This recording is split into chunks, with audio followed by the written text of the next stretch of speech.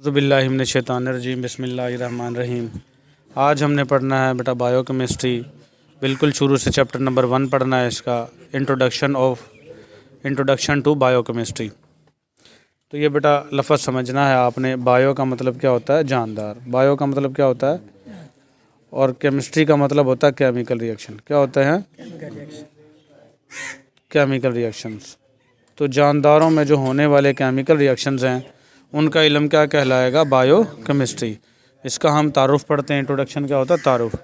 Biochemistry deals with the chemical और metabolic process.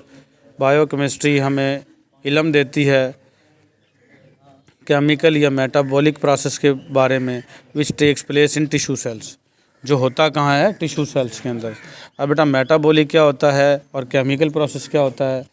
ये एक ही चीज़ है बेटा। मेटाबॉलिज्म कहते हैं। मेटाबॉलिज्म की दो किस्में होती हैं, कैटाबॉलिज्म और एनाबॉलिज्म। कैटा मीन काटना, एना मीन जोड़ना। कैटा मीन काटना, कैटाबॉलिज्म। बड़े मालिक्यूल को काट कर छोटे मालिक्यूल बनाना कैटाबॉलिज्म कहलाता है, और छोटे मालिक्यूल को जोड़कर बड़े बनाना एनाबॉलिज्म कहलाएगा। और इन दोनों रिएक्शंस को मिला देंगे तो क्या बन जाएगा? मेटाबॉलिज्म। ठीक है। और इस सारे प्रोसेस को क्या कहेंगे? Metabolic process. आपकी बॉडी में 24 घंटे मेटाबॉलिज्म का अमल हो रहा है। जो आप खाना खाते हो उसके अंदर क्या होते हैं? कार्बन और हाइड्रोजन बांड, वो आपके सेल में पहुंच जाते हैं। और जब आप सांस लेते हो तो उससे ऑक्सीजन पहुंच जाती है आपके सेल में। ये ऑक्सीजन कार्बन के साथ मिलकर कार्बन डाइऑक्साइड बना देती है, और यही ऑक्सीजन हाइड्रोजन के साथ मिलकर पानी बना देती है। और ये जो बांड टूटता है बीच में, तो इससे क्या बनती है? एटीपी। क्या बनती है? एटीपी कहते हैं एडिनोसिन ट्राईफॉस्फेट। ये एनर्जी है, ताकत है। आँख झपझपाने के लिए भी हमें क्या चाहिए? एनर्जी। बोलने के लिए, चलने के लिए, दुनिया का हर काम करने के लिए हमें क्या चाहिए? एनर्जी। और ये आती कहाँ से है? मेटाबॉलिज्म से। कहाँ से आती है? मेटाबॉलिज्म से। और ये हमारी बॉडी के हर सेल में और हर टिश्यू में हर वक्त मेटाबॉलिज्म हो रहा है। तो इस सारे अमल को हम क्या कहेंगे? बायोकेमिस्ट्री। क्या कहेंगे? Biochemistry. The metabolic reaction takes place in the material called protoplasm. अब ये जो मेटाबॉलिज्म है ये कहाँ पे मौजूद कहाँ पे होता है? प्रोटोप्लाज्म में। Which is the basis of all forms of life.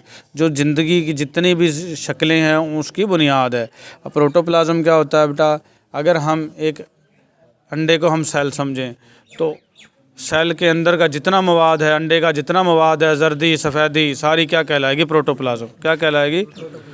अलग अलग देखें, जो जर्दी है उसको हम न्यूक्लियस कहते हैं, जो सफ़ेदी है उसको साइटोप्लाज्म कहते हैं, लेकिन अंदर का सारा मवाद है उसको हम क्या कहेंगे? प्रोटोप्लाज्म। तो ये होता कहाँ पे है?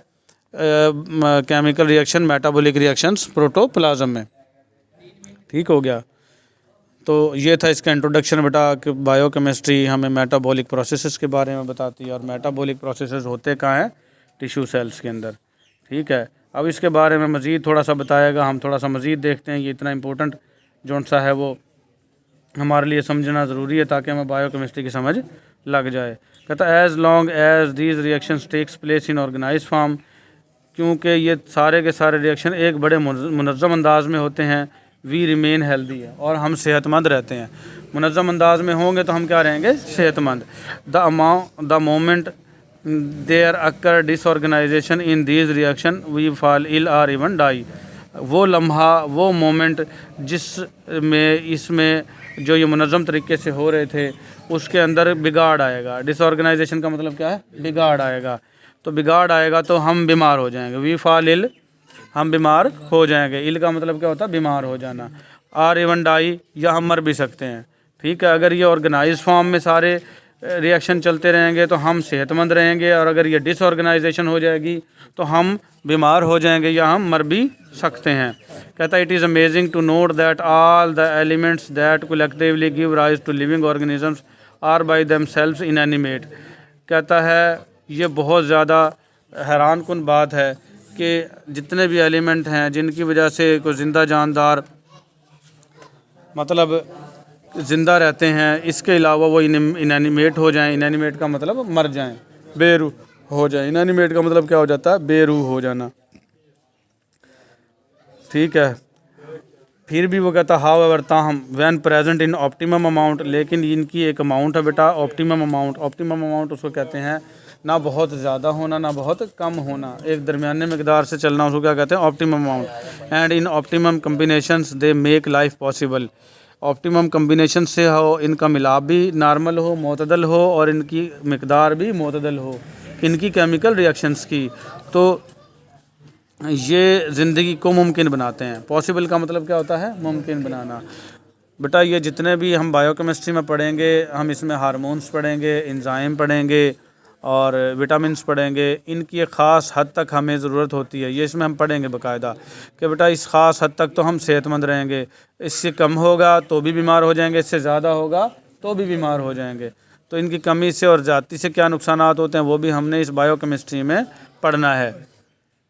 ठीक है, तो इसलिए उन्होंने ये लफ्ज़ इस्तेमाल किया है कि इसकी जो ऑप्टिमम अमाउंट हैं और ऑप्टिमम कम्बिनेशंस हैं उससे ही ज़िंदगी मुमकिन रहती है, वरना हम बीमार हो जाएंगे या हम मर भी सकते हैं। तो इसके अंदर पढ़ने वाला समझ लो बेटा ये इतना ही है। आगे उसने सिर्फ यही बताया हुआ है कि ये एक नई साइंस है, उभरती हुई साइंस है, क्योंकि बेटा जो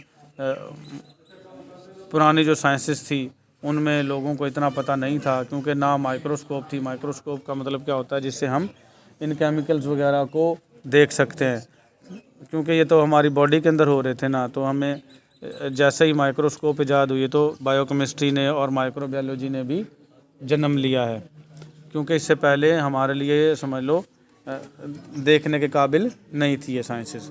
तो इसका इंट्रोडक्शन में हम इतना ही पढ़ेंगे। ठीक है, इसका जो बाकी है अगले पेज पे हम उसका थोड़ा सा इंट्रोडक्शन देख लेते हैं। कार्बोहाइड्रेट्स चैप्टर 2 का। कार्बोहाइड्रेट्स क्या होते हैं बेटा?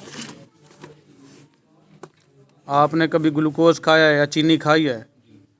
Simple sugars are called carbohydrates. ठीक है, इसमें ग्लूकोज भी आ जाएंगे। ये खुराक के जुज़ होते हैं बेटा। हम हर रोज़ चाय पीते हैं, चीनी होती है उसमें, समझ रहे हो? चावल खाते हैं, उसमें चीनी तो नहीं होती लेकिन उसमें कार्बोहाइड्रेट होते हैं। गंदम खाते हैं, उसमें भी क्या होती हैं? कार्बोहाइड्रेट। दालें खाते हैं, उसमें भी क्या होती हैं? कार्बोहाइड्रेट्स। तो हम इसकी डेफिनेशन पढ़ते हैं बेटा। It is the definition of carbohydrates is given as. Definition जो है वो कार्बोहाइड्रेट्स की हम ऐसे कर सकते हैं। Carbohydrates are polyhydroxy aldehyde or ketone. Carbohydrates जो हैं वो पॉलीहाइड्रोक्सी एल्डिहाइड है या कीटोन है। आर देयर कम्प्लेक्स सब्सटेंसेस, या इनके पेचीदा सब्सटेंसेस हैं, इनके मिलने से जो बनते हैं बेटा। एल्डिहाइड और कीटोन आप 10वीं में पढ़ के आए हैं बेटा। कीटोनिक फार्मूला हो तो वो कीटोन होता है, और एल्डोजस फार्मूला हो तो एल्डिहाइड्स होता है वो। अच्छा, विच ऑन हाइड्रोलाइसिस, जिनको अगर पानी की मौजूदगी में तोड़ा जाए। हाइड्रो का मतलब वाटर होता है बेटा, लाइसिस का मतलब तोड़ना। तो हाइड्रोलाइसिस का मतलब वाटर की मौजूदगी में तोड़ना। Give polyhydroxy aldehyde or ketone, या तो पॉलीहाइड्रोक्सी एल्डिहाइड दे देंगे या कीटोन दे देंगे। इनके फार्मूले अलग अलग हो जाएंगे, कीटोन्स और एल्डिहाइड्स थे भी इसमें क्या? पॉलीहाइड्रोक्सी एल्डिहाइड्स या कीटोन ही थे। The carbohydrates are organic compound. Carbohydrates जो हैं वो ऑर्गेनिक कंपाउंड है। ऑर्गेनिक कंपाउंड उनको कहते हैं जिसमें कार्बन और हाइड्रोजन पाई जाती है, उसको क्या कहते हैं? Organic compound. They are made up of carbon, hydrogen and oxygen. और ये किससे मिलकर बने हैं बेटा? कार्बन से, हाइड्रोजन से और ऑक्सीजन से। The literally meaning of carbohydrates are hydrated carbons. कहता है जो हम आम तौर पर इसका मतलब समझते हैं कार्बोहाइड्रेट्स का, तो ये क्या है? Hydrated carbon. हाइड्रेटेड का मतलब है पानी मिली। हाइड्रेटेड का मतलब क्या है? पानी मिली कार्बन्स। ऐसी कार्बन जिनमें पानी मिला हुआ हो उनको क्या कहेंगे? Hydrated carbons.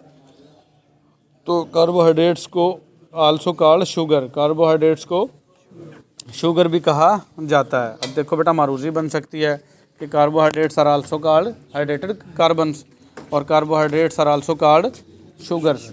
ठीक है, शुगर वाली ऑप्शन हो तो भी आपने तलाश कर लेनी है, और हाइड्रेटेड कार्बन वाली ऑप्शन हो तो भी तलाश कर लेनी है। और कोई पूछे कार्बोहाइड्रेट्स में होता क्या है तो आपने बताना है कार्बन, हाइड्रोजन और ऑक्सीजन होती है इसके अंदर। ठीक है, और कोई पूछ ले कार्बोहाइड्रेट्स होती क्या हैं, तो पॉलीहाइड्रोक्सी एल्डिहाइड या कीटोन होती हैं, या इनके कॉम्प्लेक्स सब्सटेंसेस होते हैं, इनके मिलने से जो बनते हैं। और जब इनको पानी की मौजूदगी में तोड़ा जाता है तो यही कंपाउंड देते हैं, पॉलीहाइड्रोक्सी एल्डिहाइड दे देंगे या कीटोन दे देंगे। ठीक हो गया। तो इनका जो जनरल फार्मूला है ये पढ़ के फिर हम आगे कल पढ़ लेंगे। पढ़ ले इसका general formula. As carbohydrates are the hydrated carbons, जैसा कि आपको मैंने बताया है कि कार्बोहाइड्रेट्स क्या हैं, हाइड्रेटेड कार्बन्स हैं। So number of water molecule attach to the carbon are equal to the number of the carbon atom. तो इसमें जो पानी के मालिक्यूल हैं कार्बन के साथ जो अटैच हैं वो इतनी तादाद में होते हैं जितनी कि कार्बन होती है। The general formula given as CnH2O(n), जितने कार्बन की तादाद है, n क्या है नंबर, जितने नंबर ऑफ कार्बन है उतने ही वाटर मालिक्यूल होते हैं। Here n is the whole number, और n क्या है होल नंबर 1 2 3 4। जैसा कि बेटा अगर मैं यहाँ पे मिसाल दे देता हूँ आपको ग्लूकोज़ की, ग्लूकोज़ का फार्मूला होता है C6H12O6 होता है। तो इसके अंदर बेटा कार्बन कितनी है 6, और वाटर के मालिक्यूल भी कितने हैं 6, वाटर के मालिक्यूल भी कितने हैं 6, 6 कम 6, 6 2 12। तो ये वाटर मालिक्यूल है, क्या है ये तो जितने कार्बन उतना ही वाटर, इसलिए इसको क्या कहते हैं हाइड्रेटेड कार्बन। ये मारूजी भी बन सकती है बेटा, जितने कार्बन उतना ही पानी, ये पानी है, ये क्या है पानी। जितने कार्बन, वो कहता है इसमें पानी के जो मालिक्यूल हैं अटैच होते हैं उतने ही होते हैं जितने कार्बन के हों, इक्वल नंबर होते हैं। समझ आ गई इस बात की। यहाँ तक आज हम अपना लेक्चर जो है वो बायोकेमिस्ट्री का एंड करते हैं। जो exception to the general formula and definition, फिर ये हम कल पढ़ लेंगे, ठीक है। ये बहुत आसान है, बहुत मज़ेदार किस्म की साइंस है, और आपको पढ़ते हुए इसको मज़ा आएगा इंशाल्लाह।